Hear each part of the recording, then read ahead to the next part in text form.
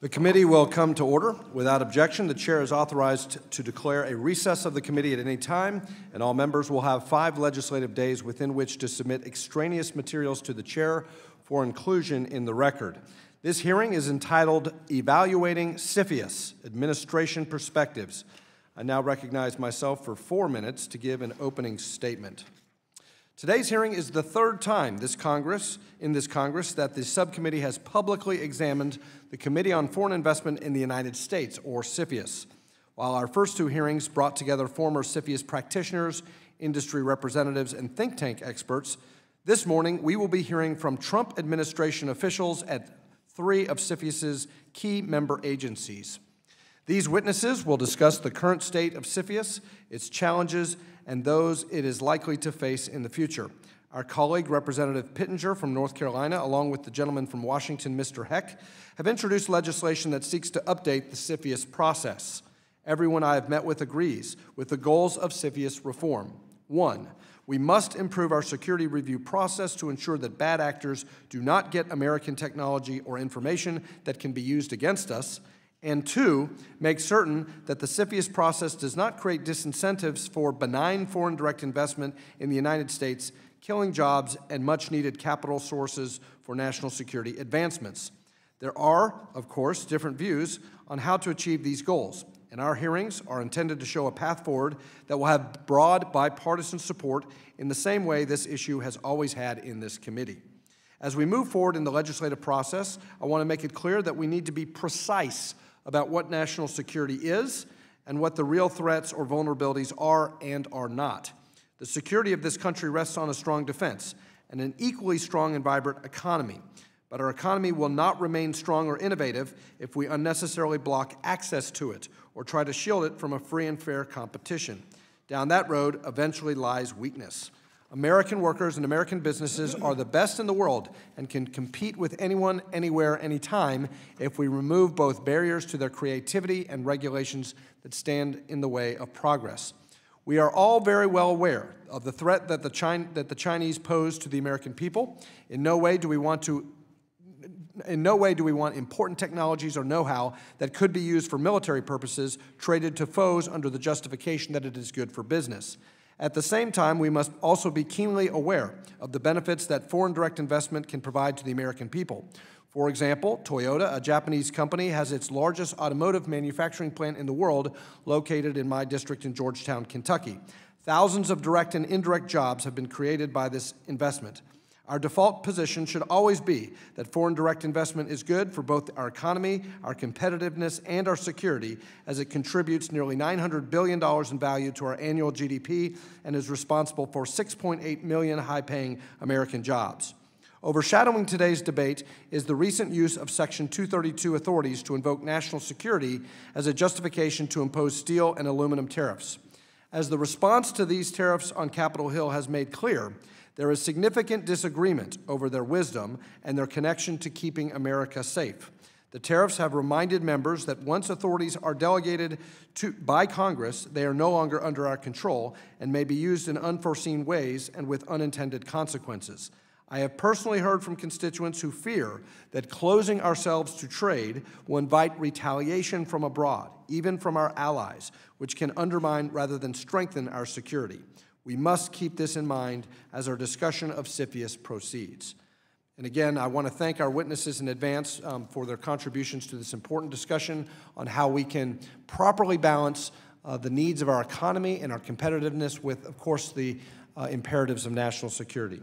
And with that, the chair now recognizes the ranking member of the subcommittee, the gentlelady from Wisconsin, Gwen Moore, for 5 minutes for an opening statement. And thank you so much, Mr. Chairman. And as always, I really look forward to benefiting from the wisdom of our expert witnesses here today. I really do want to start out by acknowledging the tremendous work effort that you, Mr. Chairman, have put into this, and others on this committee, like Mr. Pittenger and Mr. Heck, put into this legislation. We live in a world that's increasingly changing and requires us to continue to refine and enhance our regulations, especially this regulatory tool that has national security implications. And I might add, Mr. Chairman, I'm relieved to know that the majority does see some place for regulation and restraint in this ever-changing environment.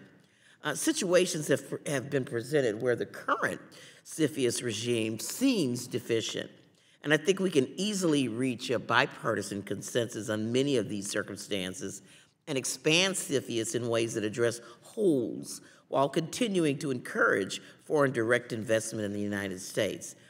I think where I may have some pause with some proposals, I think they move beyond the intent of CFIUS and require a larger conversation, which will include a review of our export regimes, and of course, it will require a lot more staffing resources. Now, all this can happen, but I don't want to overlay competing regulatory regimes that are not rational and harmonious. I understand that the majority plans to hold a few more hearings on this important issue, so I think we have time to continue this discussion and drum out a product that we can all agree upon and address the concerns of members and stakeholders. I want to thank you again, our witnesses, and I want to yield the last 2 minutes to Mr. Heck. Ranking Member Moore, thank you very much. Chairman Barr, I appreciate your convening this hearing.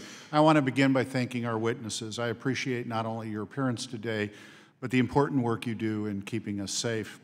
I am proud to represent Joint Base Lewis McChord, which is the U.S. military's premier West Coast power projection platform. So for me and for the community I represent, national security is personal. If my friends, family, and neighbors must head into battle, I want them to have every advantage possible. I want our capabilities to be strong enough, unique enough, to be a deterrent to potential adversaries picking a fight in the first place. CFIUS is how we protect that technological edge. It is obscure but incredibly important, and let's be clear, there are strategic competitors who want what we know.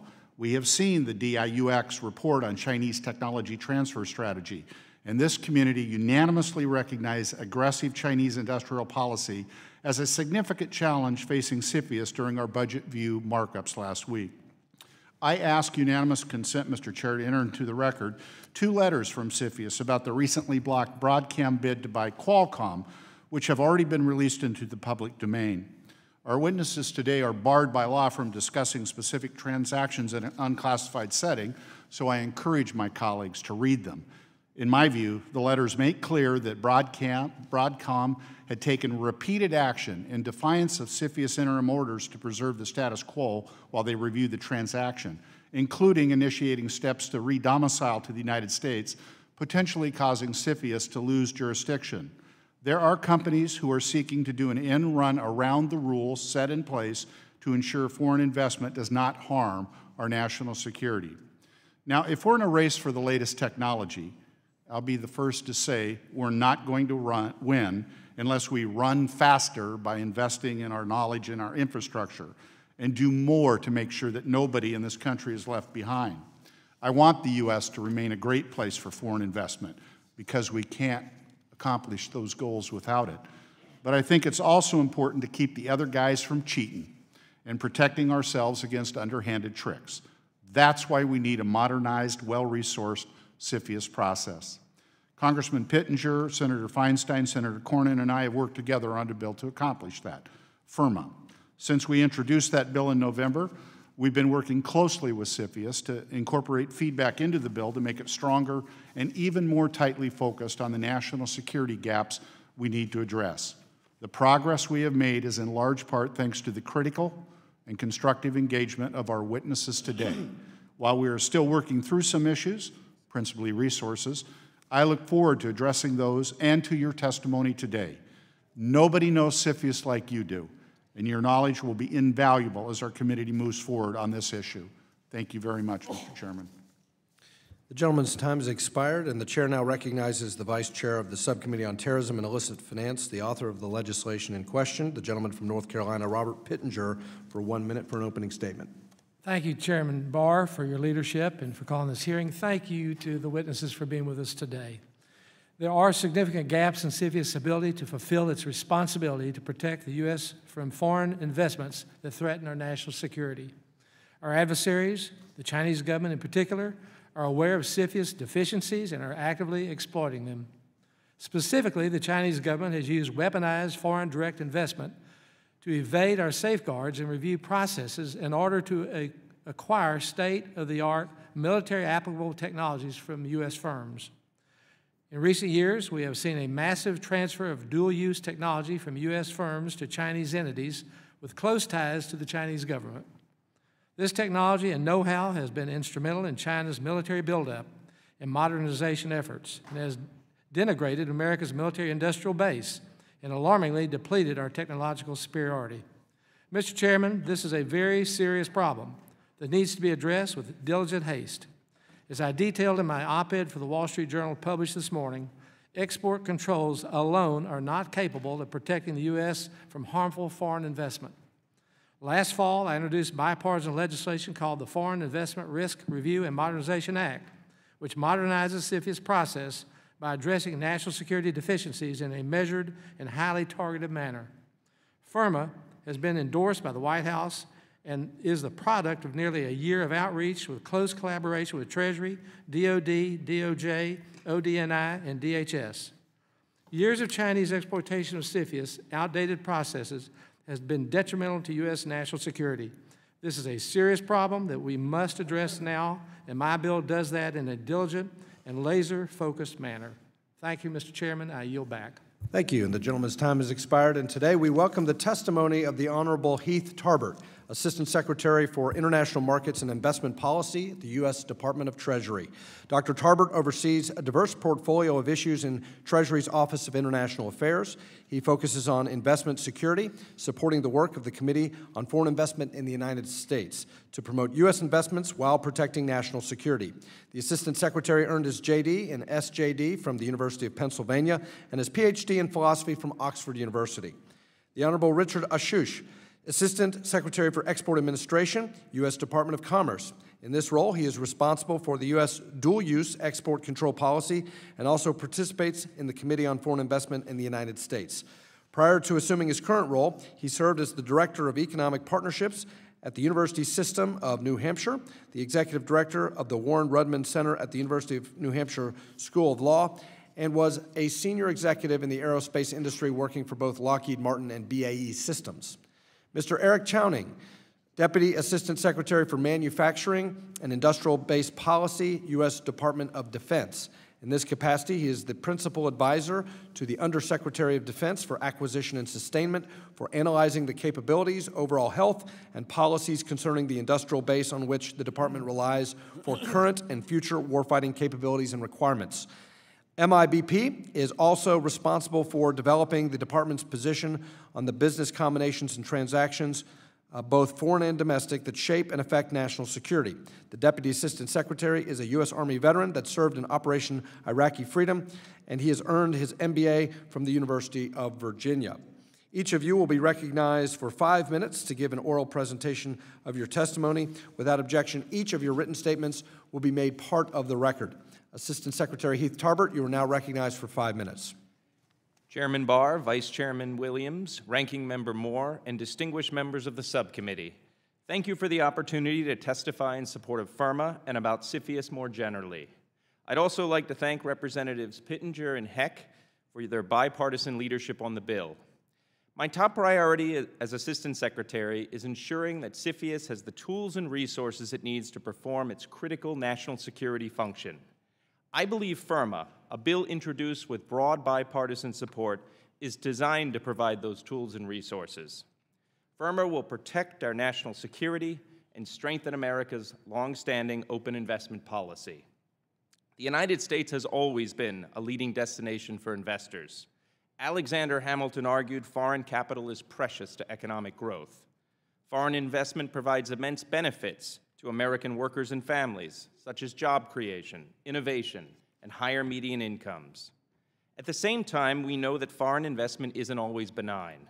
On the eve of America's entry into World War I, concerned by German acquisitions in our chemical sector, Congress passed legislation empowering the President to block investments during national emergencies.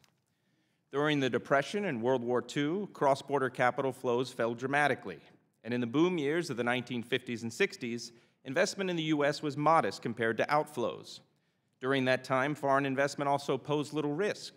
Our main adversaries, the Soviet Union and its satellites, were communist countries economically isolated from us. But when the post-war trend changed in the 1970s, CFIUS was born. The oil shock that made OPEC countries wealthy led to fears that petrodollars might be used to buy strategic U.S. assets. In 1975, President Ford issued an executive order creating CFIUS to monitor foreign investments. Then, in 1988, a growing number of Japanese deals motivated Congress to pass the Exxon-Florio Amendment. For the first time, the president could block a foreign acquisition without declaring a national emergency. For the next 20 years, CFIUS pursued its mission without fanfare. But in the wake of the Dubai ports controversy, it became clear that CFIUS needed greater procedural rigor and accountability. In 2007, some of you helped enact FINSA, which formally established CFIUS and codified our current committee structure and process. Now we find ourselves at another historic inflection point. The foreign investment landscape has shifted more than at any point in CFIUS's 40-year history.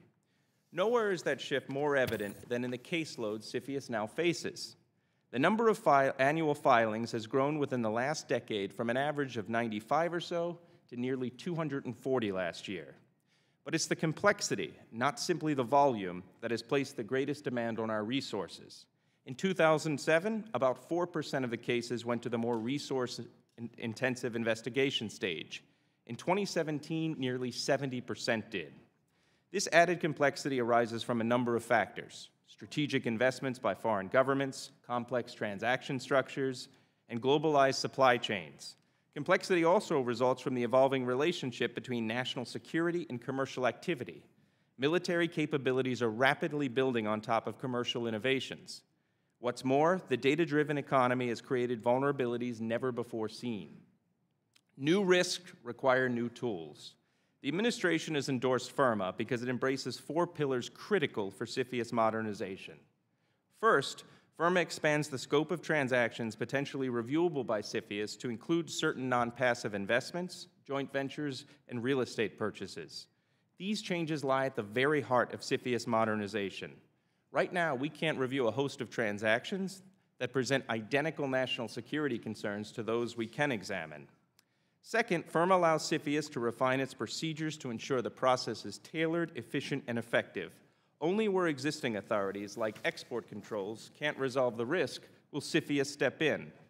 Third, FIRMA recognizes that our closest allies face similar threats and incentivizes our allies to work with us to address those threats. Finally, FIRMA acknowledges that CFIUS must be appropriately resourced. Since testifying in the Senate in January, I've been meeting regularly with the members of Congress, the business community, and other stakeholders to hear their views on the bill. While some have proposed changes, all agree on an essential point: Congress needs to pass CFIUS in one form or another. As a result of these meetings, we've been working on proposed technical amendments to address jurisdictional gaps while encouraging investment in our country. There's only one conclusion: CFIUS must be modernized. In doing so, we must preserve our longstanding open investment policy. We must also protect national security. These twin aims transcend party lines, and they demand urgent action. I look forward to working with this subcommittee to improving and advancing FIRMA. Thank you. Thank you, Secretary Tarbert. And now, Assistant Secretary Richard Ashew, you are now recognized for 5 minutes. Thank you, Mr. Chairman, and thanks to you and Ranking Member Moore and the members of this committee, and also in particular to the sponsors of FIRMA for your important leadership on this issue.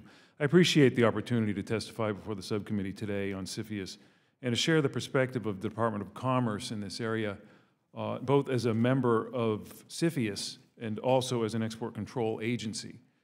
Within Commerce, the International Trade Administration and the Bureau of Industry and Security, or BIS, play important roles in the Department's review of CFIUS matters. BIS, as the administrator of the Export Administration Regulations, or EAR, is the regulatory authority for the licensing and enforcement of controls on dual-use items, which are items that have civilian end use but can also be used for a military or proliferation-related purpose. And that also includes less sensitive military items. The export control system is a process that, like CFIUS, involves multiple agencies, primarily the Departments of Defense, Energy, and State.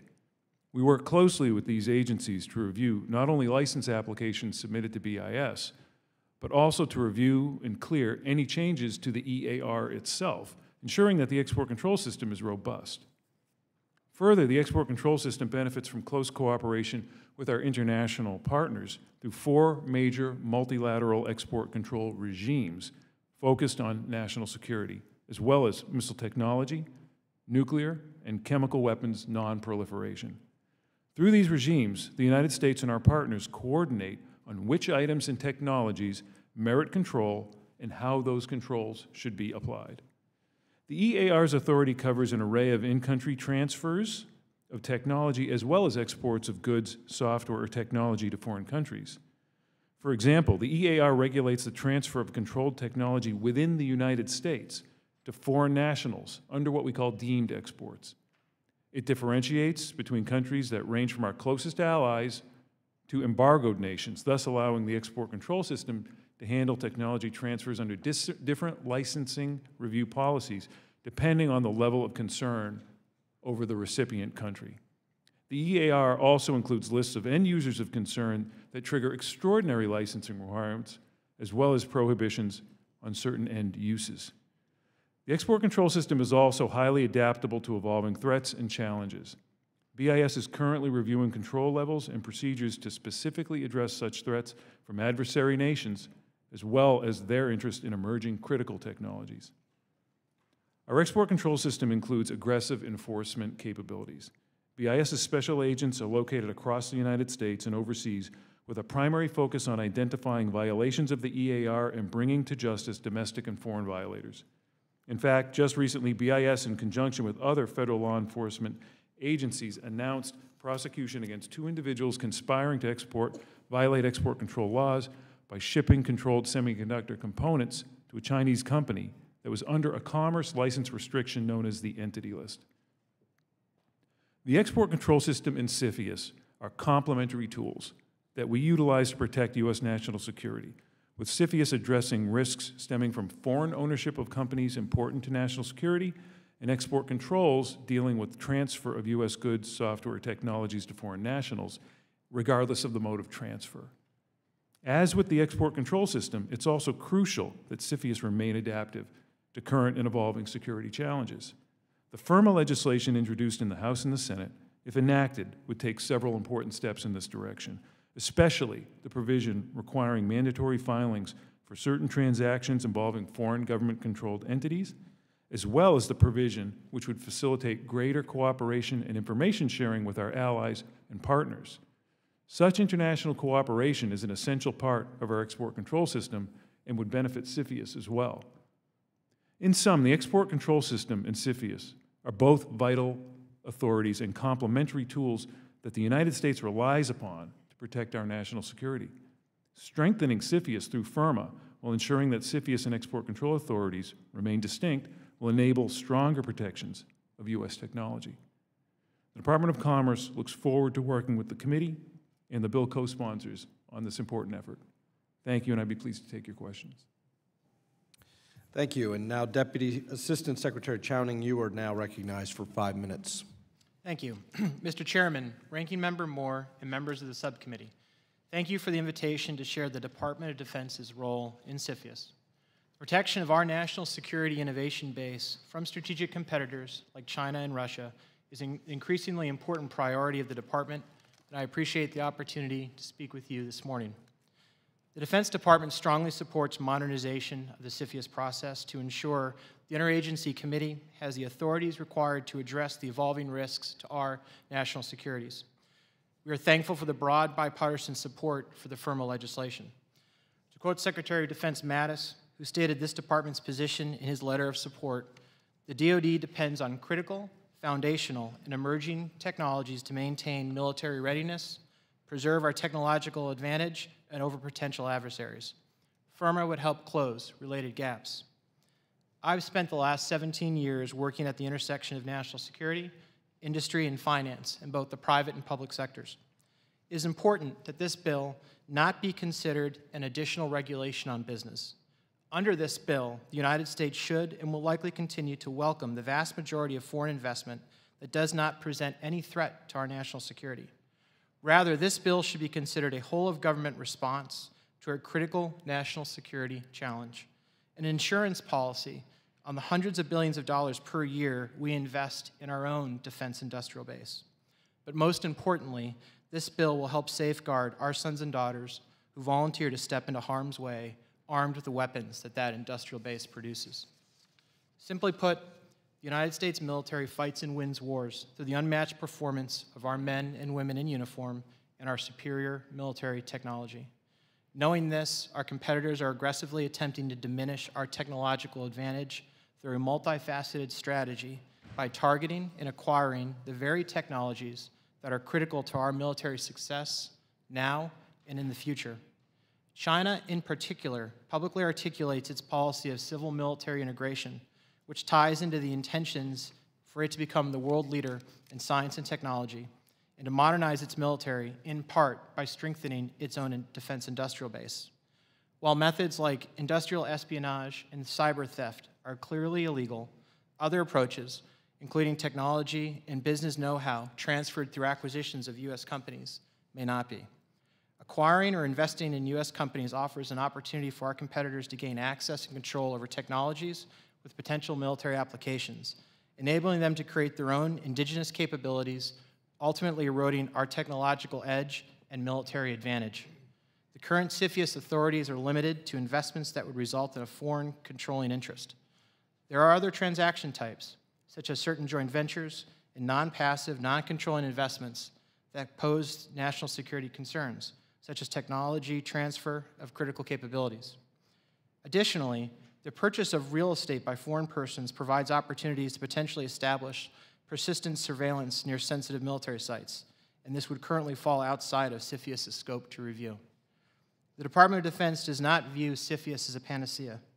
Instead, it is part of a layered defense that can, along with export controls and other regulatory mechanisms, stem the flow of critical technologies to our potential adversaries. In order to do that, however, CFIUS authorities need to adjust to keep pace with the rapid change of technology. Let me add one more important point as I conclude my remarks.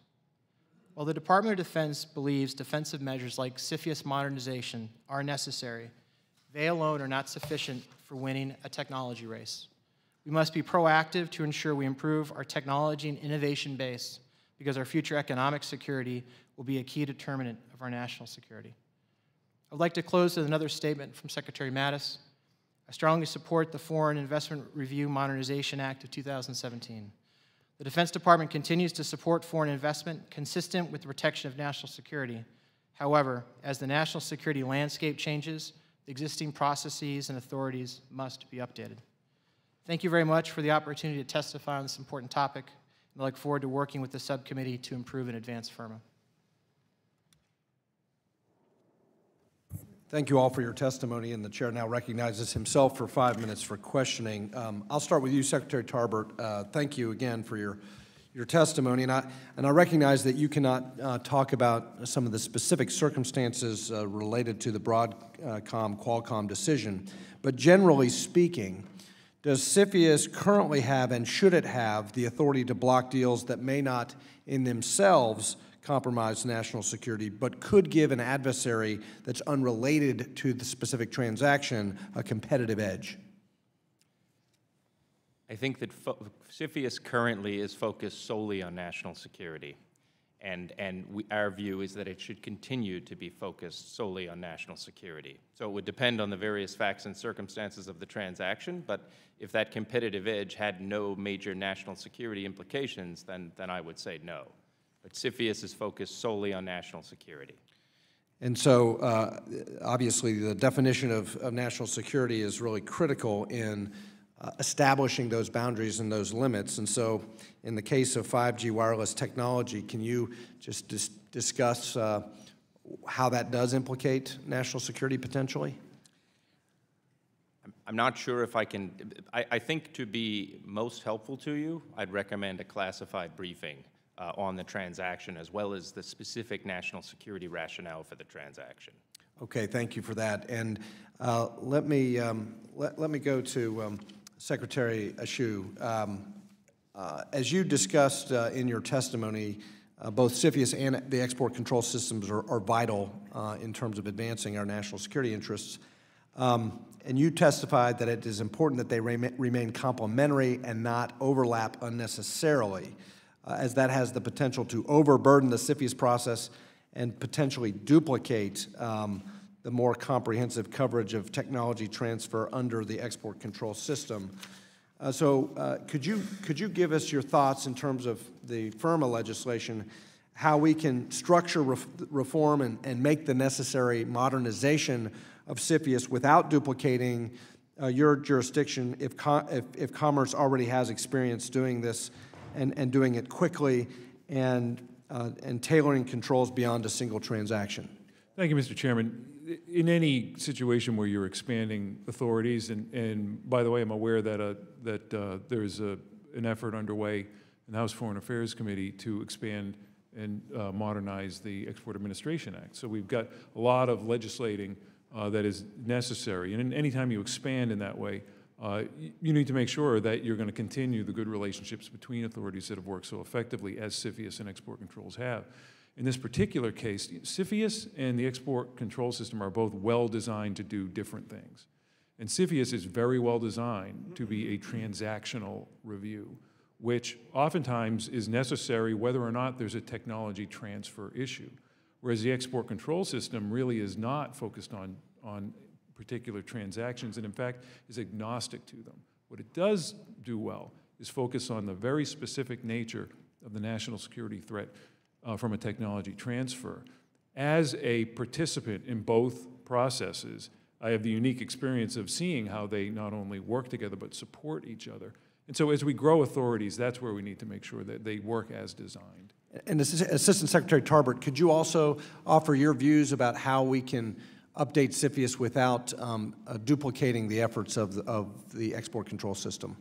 Absolutely, and my colleague is exactly right. We view the regimes as mutually reinforcing.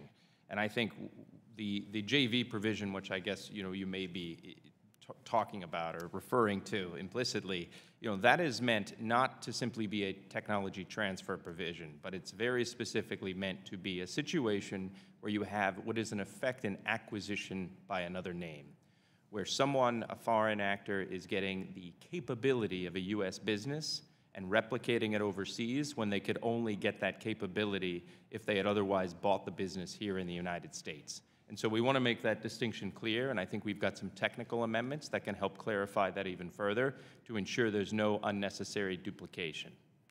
So you would contemplate that those technical amendments would clarify which joint venture arrangements look more like a transaction or concealed, disguised transaction versus those joint ventures that would not be implicated in CFIUS jurisdiction. As well as those joint ventures that are already subject to specific licensing under other regimes where there's adequate and independent authority that's addressing them. Thanks for your assistance on that. My time has expired, and the chair now recognizes the ranking member, Ms. Moore, for 5 minutes. Thank you so much, Mr. Chairman, and let me thank the witnesses once again and welcome to the committee. A couple of questions. I would like to and I sort of indicated this in my opening comments, that I was concerned about the expanded jurisdiction that FIRMA, that this legislation would require. And I was wondering if there were any notion about the numbers of full-time employees or budgetary authority that you would need in order to do an adequate job of the expanded responsibilities that are being proposed. I'll go first if I may. Right. So FIRMA does, I think, very specifically address the resource issue or acknowledge that there needs to be resources. But the other thing before we even get to the resources that FIRMA does is it allows, as I mentioned in my testimony, the tailoring to make sure that really, I think, what FIRMA does is it acknowledges that CFIUS doesn't need to look at every transaction, but we really only want to be focused on those transactions that are most likely to raise national security concerns. And so before we can even gauge the amount of resources, I think we want to focus on tailoring the bill, both on the text itself as well as in the regulations. So the actual transaction. Okay, I get that, but you'd have to look at, in order to tailor it or narrow it, you'd still have a much broader range of things you were looking at, so it would require resources. It would, absolutely. Again, you don't have a number or anything. We're working on that now, but I think we're one Anybody else have any notion of some concrete number of employees or departments or offices that would have to be created? We're certainly trying to do some thoughtful planning, but it's important to reiterate that CFIUS right now, the caseload is at an historic high. And so we are actively seeking resources to meet the current challenges that we're facing. Exactly, because sometimes you have to ask people to restart the application process, redo it, in order to give yourselves more than that 30-day time. So my time is waning, so let me move on. You say, I think it was Mr. Ashuf, you talked about real estate transactions, something other than intellectual property and sensitive technology. You brought in real estate transactions. And I'm concerned about real estate transactions that are done anonymously through shell corporations. And I am thinking now, of course, of Trump Tower, where we have numbers of Russians and Chinese that are buying real estate. And I'm wondering if these are the kinds of transactions that would trigger a review. So it was not I that mentioned the real estate provision, so I may defer to my colleague from Defense, but I do believe that's an important provision. There's certainly been, in my experience, a gap in CFIUS's authorities to be able to address real estate transactions that could pose an opportunity for nations who would appropriate our technology to perform intel activities. But I'll ask DoD to reinforce. Yeah, no, and I think just to use a hypothetical situation, if there was a piece of real estate outside of Joint Base McChord and it didn't have a business on it, right now someone could go ahead and buy that if it was just real estate and potentially set up a surveillance operation to surveil what was going on in the post.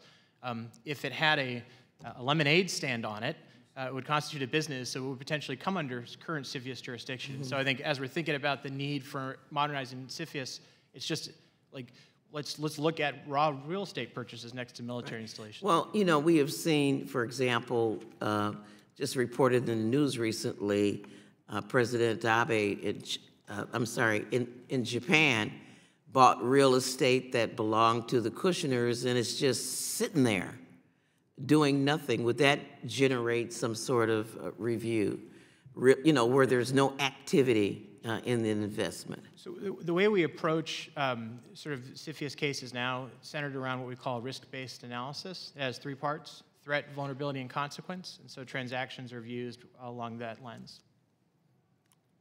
Okay. All right, well, thank you very much, and I yield back. Gentlelady yields back. Chair recognizes the Vice Chairman of the Subcommittee, Mr. Williams from Texas. Mr. Chairman, thank you for your leadership on this important issue, and to all the witnesses, thank you for your testimony this morning and for your committed service to the American people. Foreign investment in the United States touched each and every American in one way or another, and I represent an extremely diverse district with one of the nation's premier military installations, Fort Hood. I represent a booming technology and a welcoming business environment. These factors are all reasons why it pays to do business in Texas, as I like to tell people, and certainly in our District 25. The pervasiveness of Chinese influence is growing. As we continue to discuss CFIUS reform, we must be committed to finding the right solution. So such an important tool cannot be left at chance, and we must ensure that we do our due diligence, and I look forward to your responses this morning. Appreciate the ones you've given us in the past. So, Secretary Tuning, I just want to continue to talk a little bit about, as I said, I represent Fort Hood, one of the largest military installations in the world. And as you're aware, wind energy and foreign, again, energy investment around our Texas bases has been an ongoing point of discussion for several years. And it's my hope that any policy change is in the best interest of soldiers and their families in my district. Some CFIUS observers believe the purchase of real estate, which we've been talking about, near military bases or other sensitive locations, is not a transaction CFIUS can review. So my question would be, according to a 2016 GOA report, DOD has made limited progress in conducting risk assessments on foreign encroachment on military bases. So how can CFIUS effectively review real estate transactions near such sites if you have not implemented GAO's accounting recommendations? Thank you for the question, Congressman. And I spent time at Fort Hood, my time in the Army, so I appreciate the beautiful hill country there and the concerns you've outlined. We're working on looking at that issue here specifically. And to harken back to a couple other questions around resources, a hypothetical around how we can improve what we're doing isn't just additional resources, but it's process improvements. And so, for example, if there was a transaction that would involve a change of control that has, let's say, 1,400 different subsidiaries in the United States, right now we have to go request the information for all those different locations, physically have an analyst go input those addresses, identify the locations, and then cross-queue them against military installations. As you might imagine, that's a very time-intensive effort. What we'd like to do is move to a more model where that can be automated, where we would require sort of geo-information to be provided, that then we could very quickly kind of do that through a larger technology solution set. And so ideas like that, in addition to the ability to cover a broader set of transactions, are how we plan on balancing. Okay, thank you. Secretary Tarbert, good to see you. In the subcommittee's oversight hearings, we have consistently heard that the CFIUS resources are stretched thin. Again, we've talked a little bit about that. As you know, the caseload has reached record highs due to enhanced scrutiny and the increased complexity of deals. So do you believe that CFIUS is sufficiently resourced at each of its member agencies? If not, how does the President's fiscal year 19 budget allow CFIUS needs to be fully funded? I can't speak for the other agencies in the committee, but I can speak for Treasury. Right now, we have resources available to meet the statutory obligations, and we're meeting the statutory obligations. That said, our people who are absolutely top-notch are working long, hard hours. And so we are committed to making sure that there's adequate resources there. CFIUS at Treasury does not have a specific line item, but we're part of the departmental offices. And so one of the things we're looking at is ensuring that all departmental offices meet their obligations, and that could mean shifting resources inside of Treasury to ensure that CFIUS has what it needs. And it's a big priority of the Secretary. Thank you. Another question for you, Mr. Secretary. Some proposals to modernize CFIUS could increase the time a case could be examined by the committee by nearly half. At a time when companies are grumbling, the committee already takes far longer to complete its work than the statutory 75 days. So could you please advise us on the balance between the necessary time for adequate review and the point at which a review just takes too long, recognizing that the review has to have adequate time to be done correctly? So is there a danger that at some point investors just throw up their hands and invest elsewhere? Thanks for that question. So first of all, I think the number one thing, as you said, is making sure we actually have adequate time to do the national security review. I actually think with the changes that FIRMA is bringing, the average case time, particularly for those cases that can be cleared more easily, will be shortened. Two reasons for that. One is the review period will be lengthened by 15 days. But paradoxically, I think it'll actually shorten the period because right now we've got a lot of cases that normally would be cleared in 30 days that are getting kicked to the 75 days. So by making it 45 days, I think we'll be able to clear a lot more quicker. And also there's the declarations provision in there which allows short-form filings for those cases that can more easily be put through. And again, I think that will also shorten the time. Finally, I'd mention that many of our other countries that have similar security screening programs are much longer than ours, than even now, and even what they potentially could be at the longest under FIRMA. Thank you for your testimony. I yield back. The gentleman yields back. The chair now recognizes the gentleman from New York, Mr. Meeks. Thank you, Mr. Chairman. Thank you for your testimony. Thank you for being here today. Let me ask a question. Historically, the CFIUS analysis always focused primarily, and I guess what you've said, national security. And now I think what you're also saying that we need to expand the concern, expand CFIUS's role. And I think the chairman asked the question, and where I'm getting confused, if we're going to expand CFIUS's role, shouldn't we have a clear definition of what is national security or his national security mandate? Because otherwise we create uncertainty for companies, for both U.S. companies and foreign companies, and that could have a negative economic impact here in the United States when it comes to foreign direct investments both trade and outbound transactions. So my question is, can you clarify then what is national security? Because it seems like we're just broadening what CFIUS is. Thank you. And just to be clear, I think for the most part, FIRMA is not trying to broaden the definition of national security, but simply broaden the types of transactions that are potentially reviewable. The statute lists a number of factors that constitute national security, and we want to make sure they're clear. At the same time, I guess national security concerns are changing over time, so we would want some flexibility to keep up with new national security threats. That said, our concept of national security is based ultimately on a national security threat assessment by the intelligence community, which also feeds into the Defense Department's input. So it's certainly not any kind of economic benefits test or anything of that nature. I would yield to my colleague at the Defense Department to maybe offer some more points on that. If I might, I think that's right. At the heart of CFIUS is the RBA, the risk-based assessment. We think about it in terms of the threat, vulnerability, and consequence. That threat piece is informed by a national intelligence estimate from the intelligence community.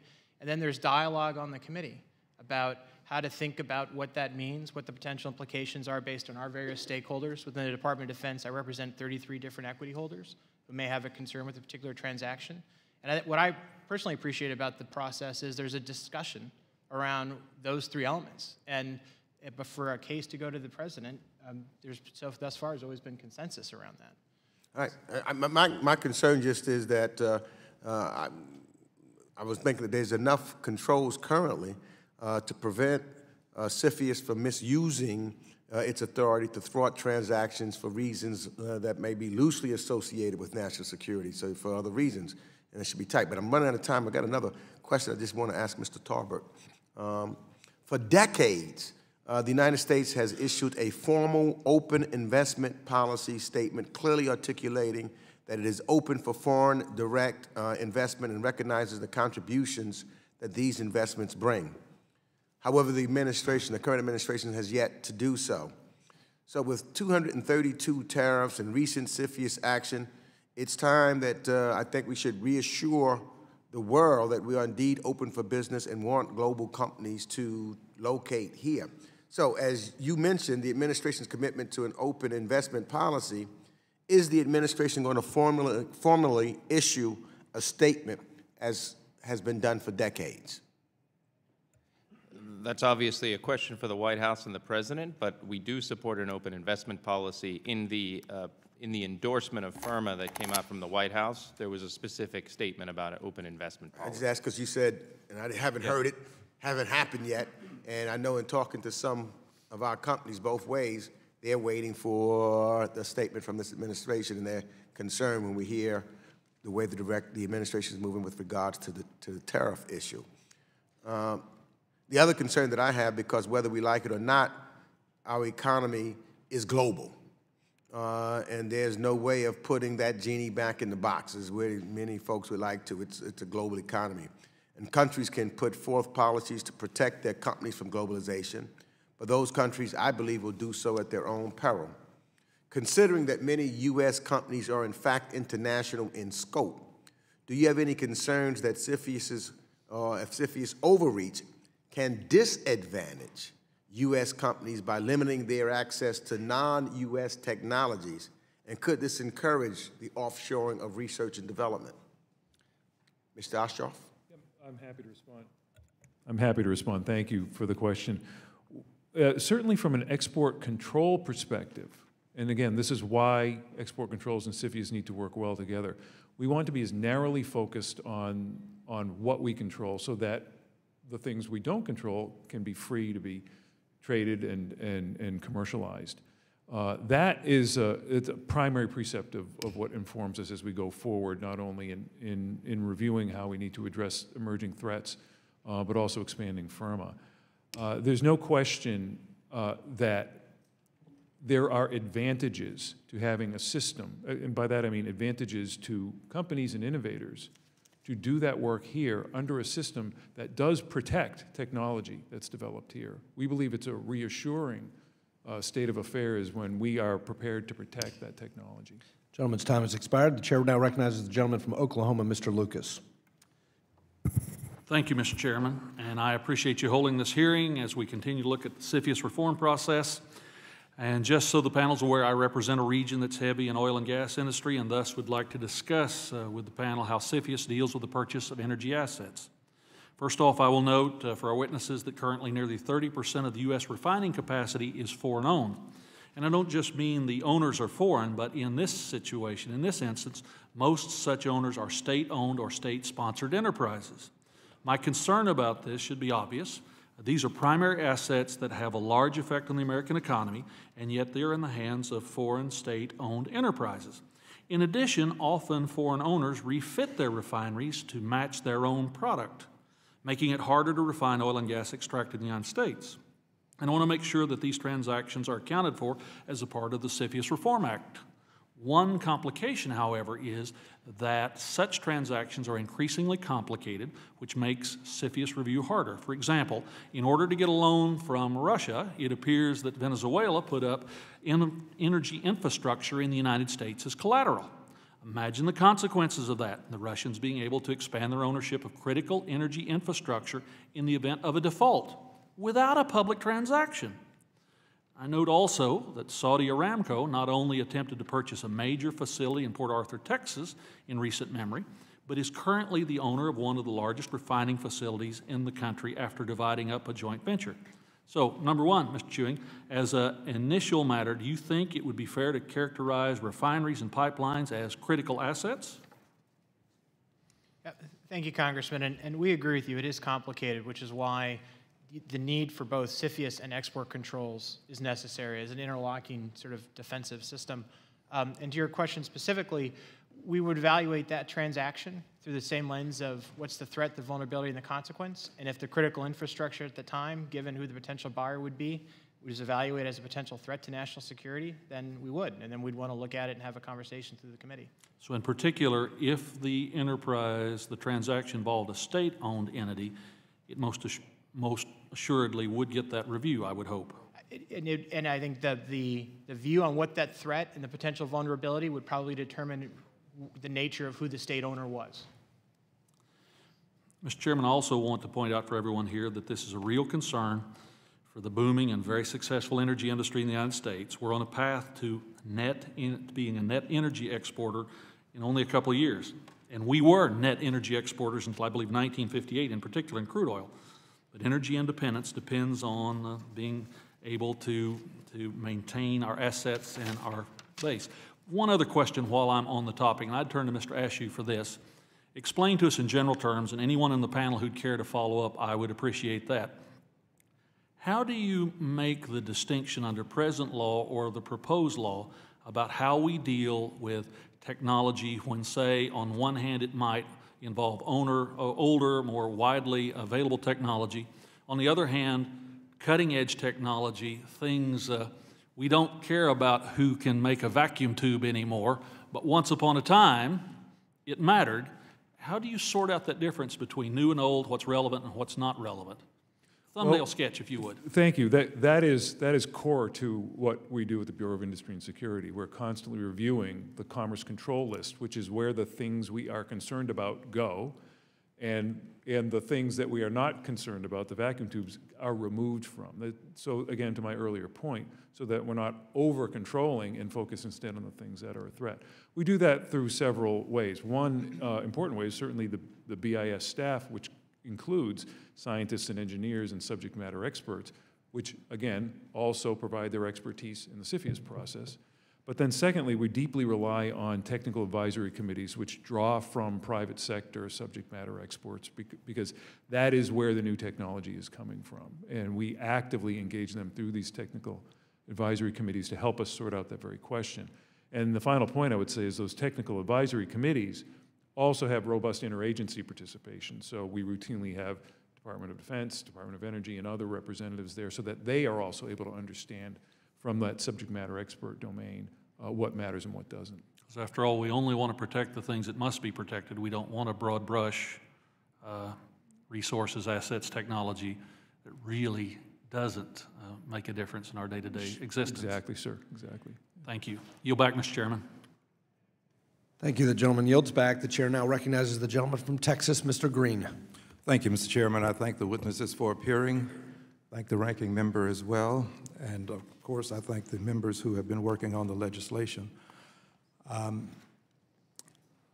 Let's take a hypothetical situation.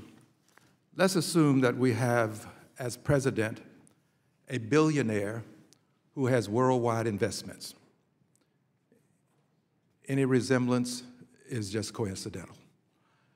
And let's assume that these worldwide investments are huge. With this as a possibility, can you give me an example of when these worldwide investments might become of concern to CFIUS?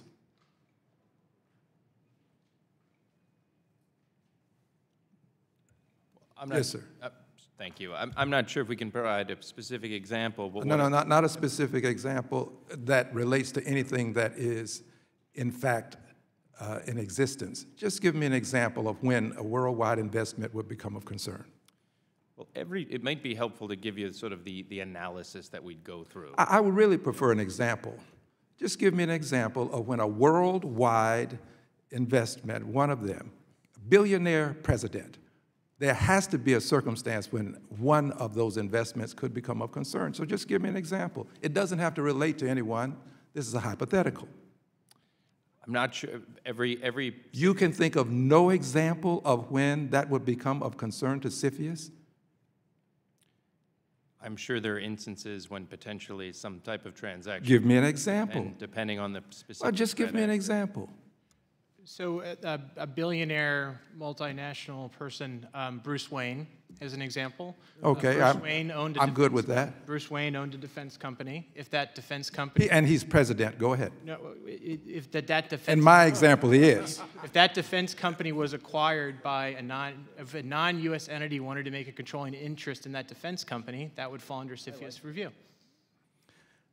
Well, let's take another possible example. Let's assume that this billionaire's son-in-law met with some foreign investors at the White House. And let's assume that after that, there was an offer to finance a piece of property that this son-in-law, who's an investor, had. By the way, this is a hypothetical. If we took a real case, someone might say, well, that never happened. So it didn't happen, but would CFIUS be concerned? If the case was filed before CFIUS? Yeah. Would you be concerned? The intelligence community would perform a national security threat analysis. That would involve looking at the individuals who purchased the property, their potential intentions and capabilities, as well as the vulnerabilities in the property itself. And that would yield, the committee's analysis. Given that there are circumstances where you'd be concerned, would it be of benefit to know what this hypothetical billionaire investment actually has invested in on a worldwide scope? Sir, I might jump in to say, you're making actually an argument for why FIRMA is important, because right now the way CFIUS works, it's a voluntary filing system. And so under certain conditions, under FIRMA, there would be more mandatory filings, and that would certainly allow CFIUS to increase its scope into transactions, in particular, complicated ones. There are a number of ways that CFIUS is not able to review transactions because of the complicated nature of the investments, and FIRMA would improve our ability to do that. I thank you for that indication, because I am concerned about investments that are worldwide that we may not have knowledge of, because this billionaire who happens to be president doesn't share a lot of intelligence with us, and ultimately makes a lot of decisions about investments that may conflict with what he's doing. I think Mr. Trump ought to be scrutinized a bit closer, and I hope that this legislation will help us do that. I yield back. Gentleman yields back. The chair recognizes the author of FIRMA, the gentleman from North Carolina, Mr. Pittenger. Thank you, Mr. Chairman, and again, thanks to the panelists. Considering the public statements of our adversaries, competitive adversaries, particularly President Xi, can we afford to delay CFIUS any longer, even 6 months? What is the impact of their aggressive interest to acquire our intelligence and our technology? Congressman, I don't believe we can delay 6 months. We're very concerned about erosion of our technological advantage. Yes, sir, and I would add, and I assume you mean FIRMA Yes. delay. So I'd quote the Secretary of Commerce, who essentially said, a delay, any day that we delay is an additional day of risk. And as I said in my testimony, I believe it demands urgent action. Thank you.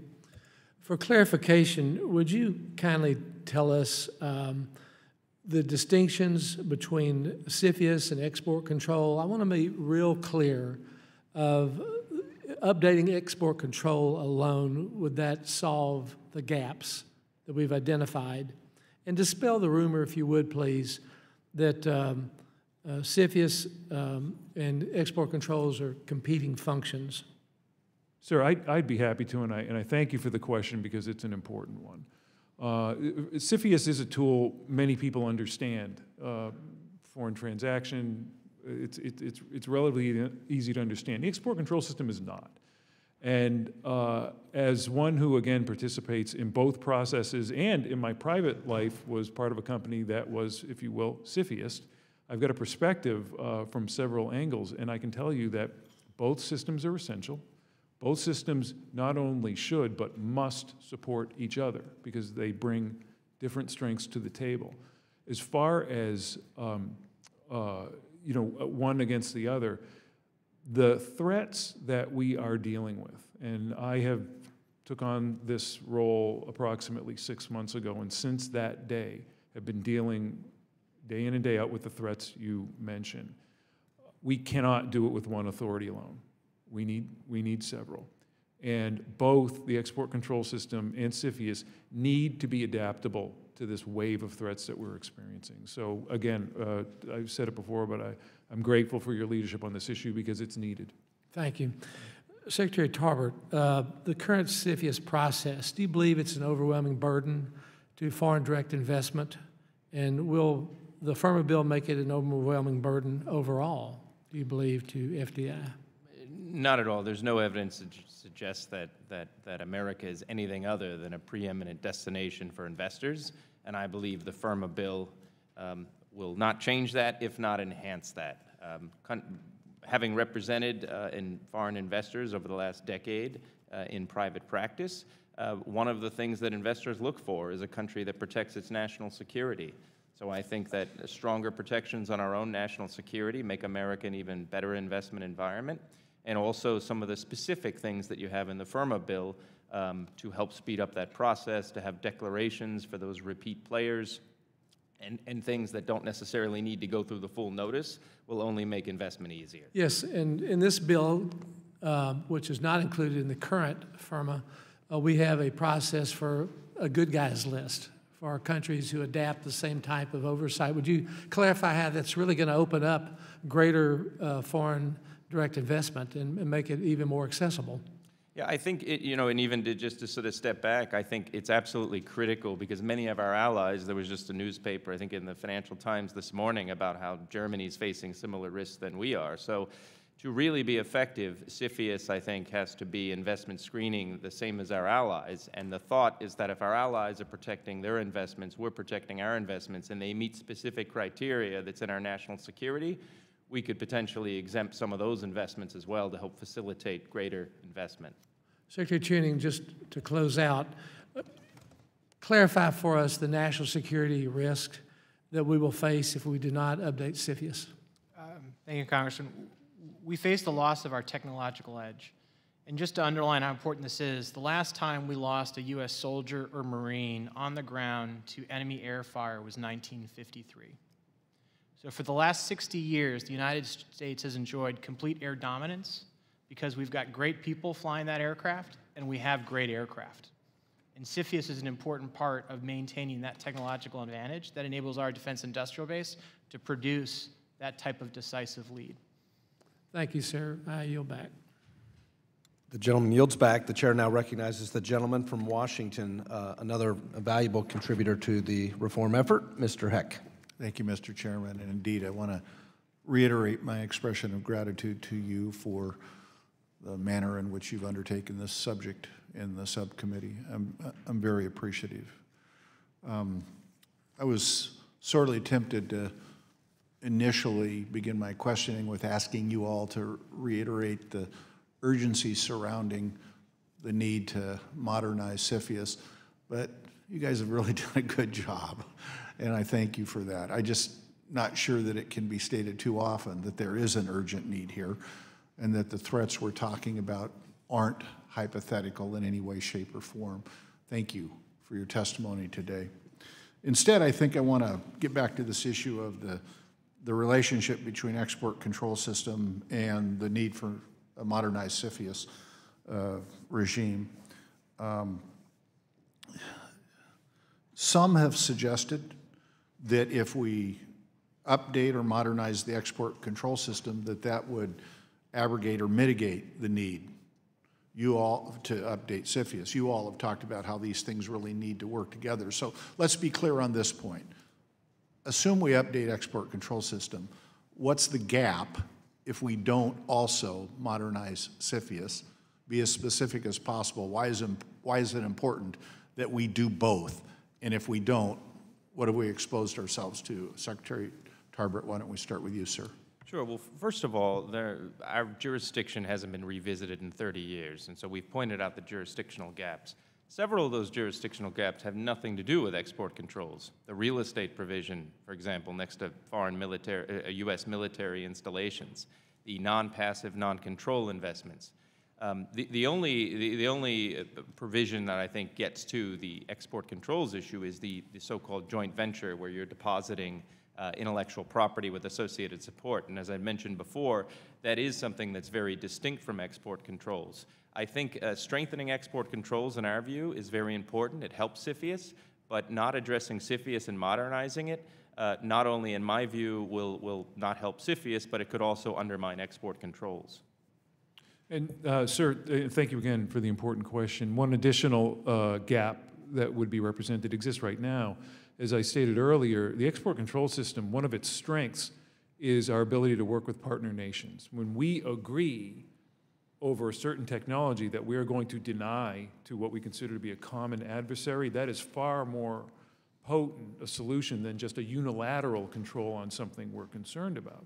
Well, the same dynamic could apply on CFIUS, and it does not now. We're limited to working with partner nations, many of whom, if they don't already, are coming up with a CFIUS-like process. So that's an area that I believe would certainly enhance our CFIUS process in the way that the export control system has worked well. And Congressman, I tend to think of them as sort of a first line versus second line of defense. So export controls, both ITAR and EAR, the first line of defense. We have a list of technologies. We control the list of the technologies, but who can get access to that? CFIUS is our backstop. So if something gets through, whether it's a real estate transaction, whether it's actual transition of capability for the replication of an industrial capability in a competitor state as opposed to just the technology, whether it's our ability to identify something that should have been on the list but wasn't, CFIUS helps us sort of inform what that could look like. So there's interaction there. And so you have to think about CFIUS as our backstop. I think the other point I'd make is a key difference between CFIUS and export controls is you can mitigate transactions through CFIUS. You can't necessarily do that with export controls. And so I think our ability to mitigate transactions is also something that's a very powerful tool. Thank you. So in my time remaining, Secretary Tarbert, I want to deal with this elephant in the room, get back to something that Congressman Meeks talked about, which is the concern some have expressed, to be blunt, that someone might block a transaction for either political reasons or for protectionist reasons as opposed to the national security reasons. Can you briefly summarize why it is you do not think that concern is valid? Yes, so there is a statutory and a regulatory process that is focused on national security, and there are a number of steps that are taken every single transaction that CFIUS reviews. There's a national security threat assessment made by the intelligence community that is then supplemented by a risk-based analysis which involves all the CFIUS agencies, again, focused on the specific national security factors laid out in the statute. And only then is a recommendation made to clear or potentially present it to the president. So there is a documented process that focuses on national security. And moreover, under FIRMA, Congress has the ability to request a classified briefing. And so if there's a transaction where Congress is not sure, well, what was the actual rationale? Obviously, we can't talk publicly about the rationale in pretty much all cases because of classification. But then Congress has the ability to look at it and to provide that extra check on the process. Thank you, sir. The gentleman's time has expired. The chair now recognizes the gentleman from Arkansas, Mr. Hill. Thank the chairman, thank the ranking member. Appreciate the opportunity to follow up on Mr. Pittenger's good work here in the House and Mr. Cornyn's good work in the Senate. And there's no doubt that with the changing strategies by our adversaries in finance and economics, that CFIUS has got to catch up with that and be very clear and intentional in how our review process is done, and also not burden the committee's efforts to the point of too much congestion, because you are asking for a very broad increase in the types of transactions that you'll review, and I hope that Congress is well aware of the staffing that you need in order to adequately do that work should this proposal become law.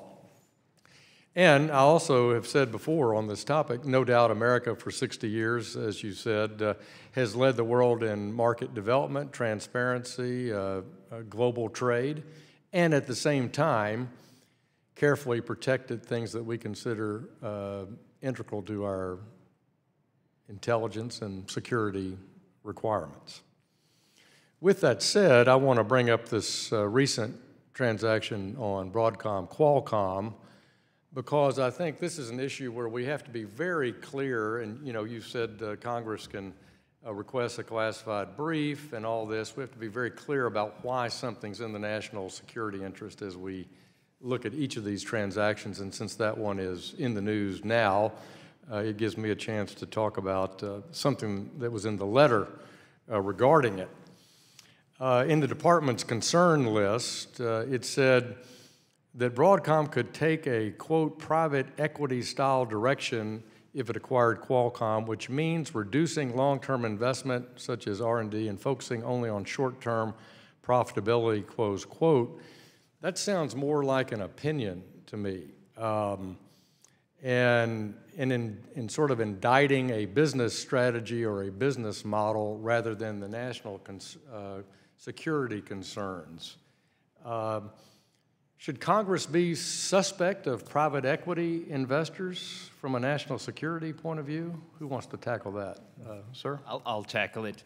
So the answer is not at all. Every transaction goes through the specific analysis.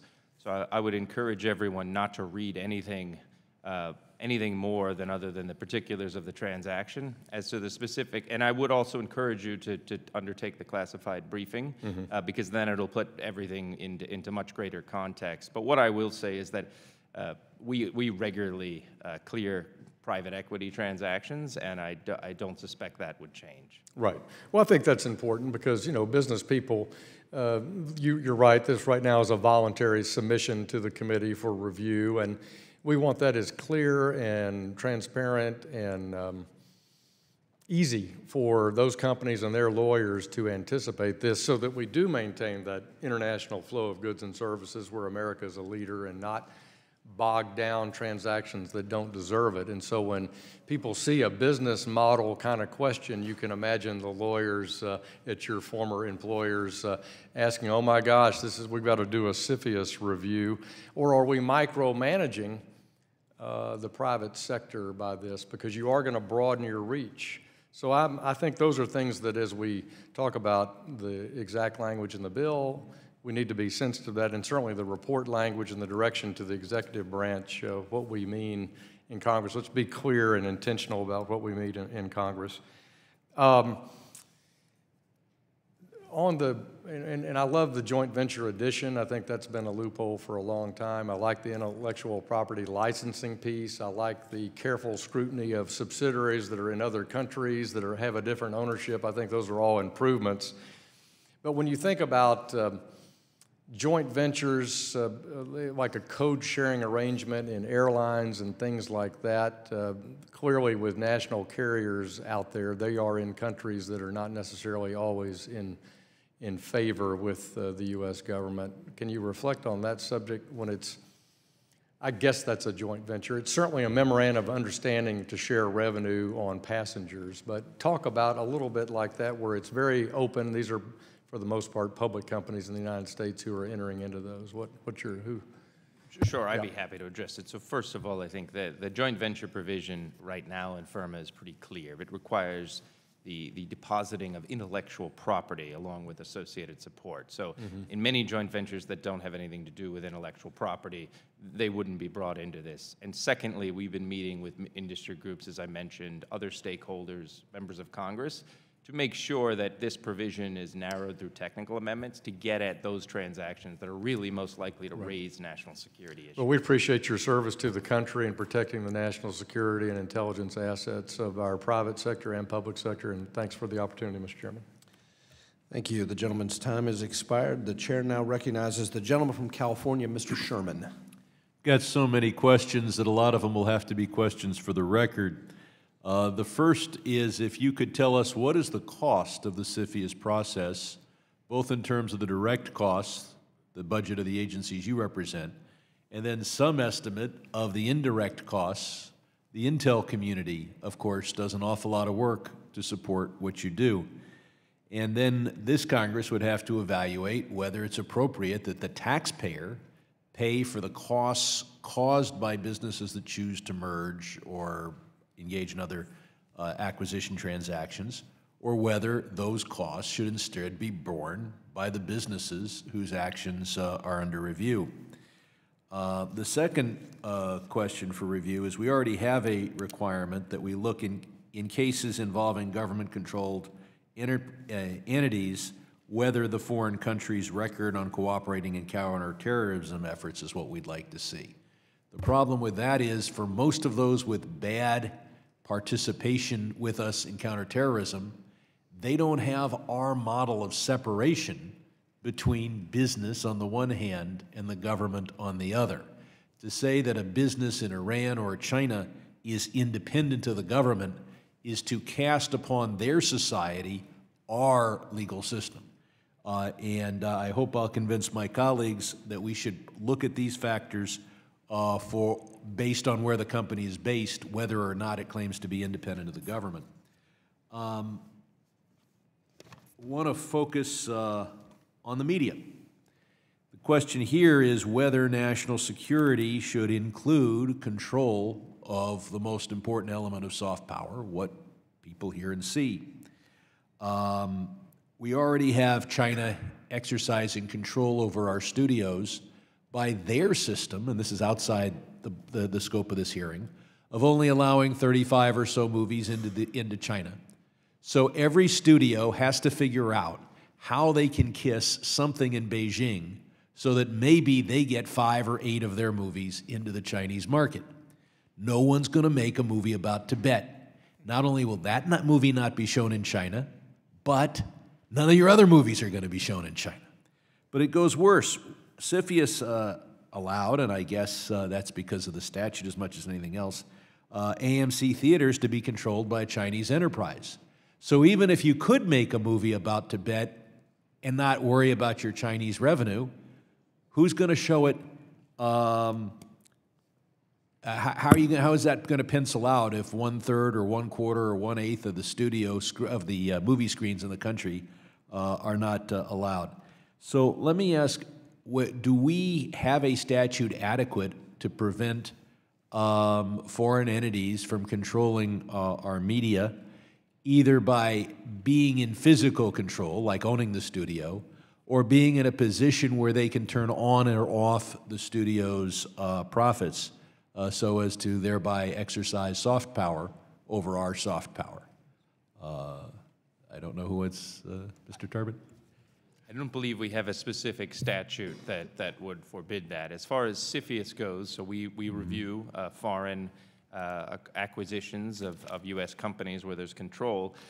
In the National Security Threat Assessment, the intelligence community would do an analysis of what are the intentions of the acquirer, foreign acquirer, and capabilities. And, you know, conceivably, if there was a specific intention to utilize media for propaganda purposes or other things to undermine our national security, that would be something that would no doubt be analyzed. Let me move on to one more question, and then I'll have even more questions for the record that'll just be for the record. Four now, I think. Four, five, okay.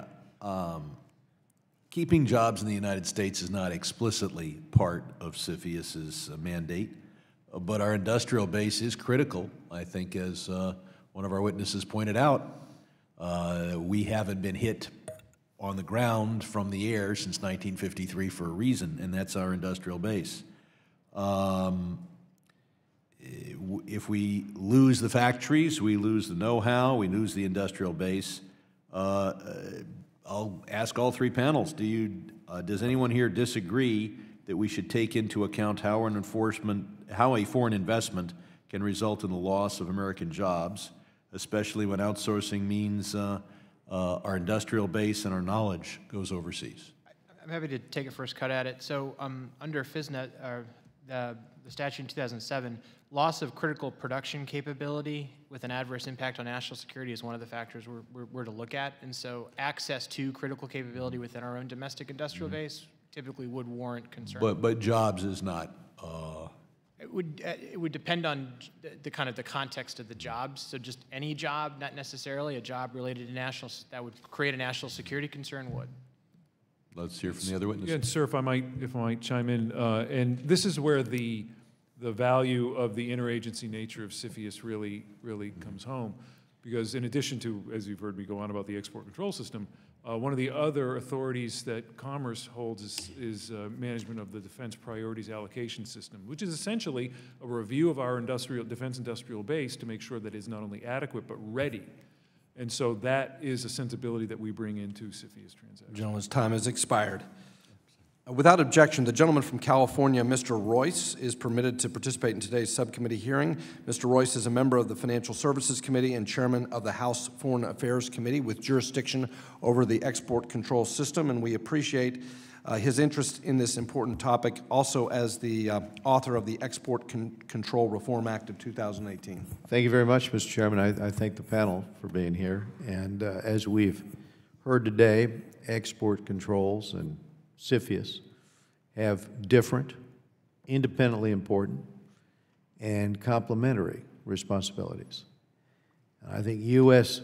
technological leadership is going to be essential. Personally, I'm a little chagrined that we didn't have higher standards a long time ago with respect to chip manufacturers in terms of the security aspect of that and the reliability of that. And I think that our leadership with respect to emerging and foundational technologies are absolutely essential to our long-term U.S. national security concerns here. So my view is that the U.S. should pursue a whole-of-government strategy that does not rely exclusively on CFIUS or exclusively on export controls, but builds strength on strength by countering illicit technology transfer and enhancing the U.S. economic competitiveness and enhancing our technological superiority. I think we've got to keep an eye on that in its totality. And does anyone